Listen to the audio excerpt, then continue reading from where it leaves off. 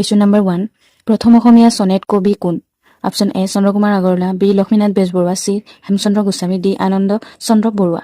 ইয়াৰ শুদ্ধ উত্তৰটো হৈছে option C. Hemchandra Goswami. Question number 2. প্ৰথম অসমীয়া সনেট কবিতাটোৰ নাম কি? Option A. প্ৰিয়তমাৰ চিঠি, B. মমতাৰ চিঠি, C. বিলাতৰ চিঠি, D. ওপৰৰ আটাইকেইটা। ইয়াৰ শুদ্ধ উত্তৰটো হৈছে অপশ্যন A. প্ৰিয়তমাৰ চিঠি। Question number 3. প্ৰথম অসমীয়া সনেট পুথিখনৰ নাম কি? Option A. প্ৰিয়তমাৰ চিঠি, B. সুৰভি, C. মালচ, D. লাহৰী। ইয়াৰ শুদ্ধ উত্তৰটো হৈছে অপশ্যন C. মালচ। Question number 4. প্ৰথম অসমীয়া সনেট পুথি মালচৰ ৰচক কোন? Option A. Hiteswar Borbarua, B. Hemchandra Goswami, C. Lakshminath Bezbaroa, D. Chandra Kumar Agarwala. ইয়াৰ শুদ্ধ উত্তৰটো হৈছে option A. Hiteswar Barbaruah. Question number 5. ধৰ্ম পুস্তকৰ লেখক কোন? Option A. Atmaram Sharma, B. Hem Barua, C. Prahlad Sharma, D. Hemanta Sharma. ইয়াৰ শুদ্ধ উত্তৰটো হৈছে option A. Atmaram Sharma. Question number 6. প্ৰথম অসমীয়া ছপা পুথিখনৰ নাম কি? Option A. অসম বুৰঞ্জী, B. ধৰ্মগ্ৰন্থ, C. ধৰ্মপুস্তক, D. বাইবেল। ইয়াৰ শুদ্ধ উত্তৰটো হৈছে অপশ্যন C. ধৰ্মপুস্তক। Question number 7. অসমৰ প্ৰথম মহিলা আলোচনীখনৰ নাম কি?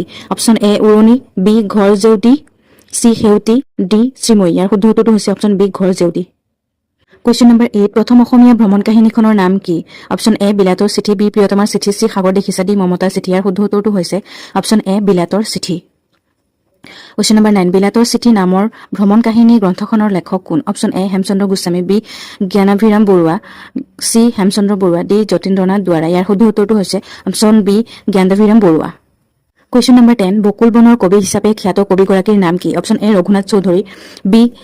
আনন্দ চন্দ্ৰ বৰুৱা, C. নৱকান্ত বৰুৱা, D. অতুল চন্দ্ৰ হাজৰিকা। ইয়াৰ শুদ্ধ উত্তৰটো হৈছে অপশ্যন B. আনন্দ চন্দ্ৰ বৰুৱা।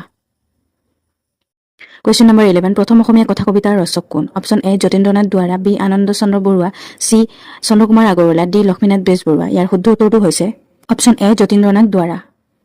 Question number 12. প্ৰথম অসমীয়া শিশু আলোচনীখনৰ নাম কি? Option A. ল'ৰা বন্ধু, B. ৰংমন, C. সফুৰা, D. মৌচাক। ইয়াৰ শুদ্ধ উত্তৰটো হৈছে অপশ্যন A. ল'ৰা বন্ধু। Question number 13. বাল্মীকিৰ ৰামায়ণ কোনে অসমীয়ালৈ অনুবাদ কৰিছিল? Option A. Madhav Kandali, Option B. Mahendra Kandali, C. Sankardev, D. মাধৱদেৱ। ইয়াৰ শুদ্ধ উত্তৰটো হৈছে option A. Madhav Kandali.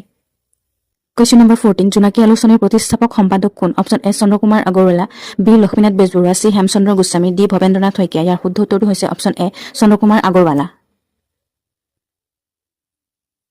Question number 15. প্ৰথম অসমীয়া শিশু উপন্যাসখনৰ নাম কি? Option A. পাতালপুৰী, B. ল'ৰা বন্ধু, C. মৰমৰ দেউতা, D. ওপৰৰ এৰাও নহয়। ইয়াৰ শুদ্ধ উত্তৰটো হৈছে অপশ্যন A. পাতালপুৰী।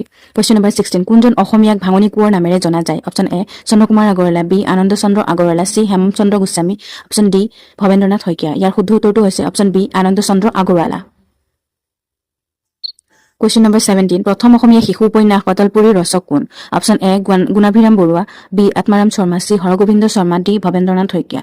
ইয়াৰ শুদ্ধ উত্তৰটো হৈছে অপশ্যন C. হৰগোবিন্দ শৰ্মা।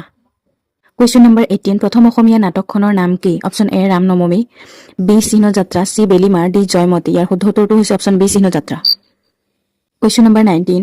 চোৰধৰ নাটখন কোনে ৰচনা কৰিছিল? Option A. মাধৱদেৱ, B. Sankardev, C. Mahendra Kandali, D. বৰআইতা নহয়। ইয়াৰ শুদ্ধ উত্তৰটো হৈছে অপশ্যন A. মাধৱদেৱ। Question number 20. অসমীয়া নাট্য সাহিত্যৰ জনক কোন?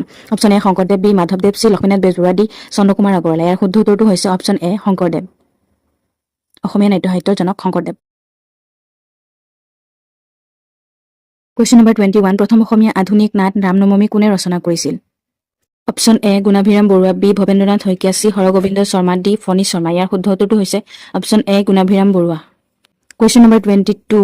বাঁহী আলোচনীখন প্ৰথম কেতিয়া প্ৰকাশ কৰা হৈছিল? Option A. 1909 চনত, Option B. 1809 চনত, C. 1903 চনত, D. 1904 চনত। ইয়াৰ শুদ্ধ উত্তৰটো হৈছে 1909 চনত। বাঁহী আলোচনী প্ৰকাশ কৰা হৈছিল 1909 চনত। Question number 23. কোন চনত অ মোৰ আপোনাৰ দেশ গীতটো আনুষ্ঠানিকভাৱে অসমৰ জাতীয় সংগীত হিচাপে গ্ৰহণ কৰা হৈছিল? Option A. 1927 চনত, B. 1827 চনত, C. 1921 চনত, D. 1924 চনত। ইয়াৰ শুদ্ধ উত্তৰটো হৈছে 1927 চনত।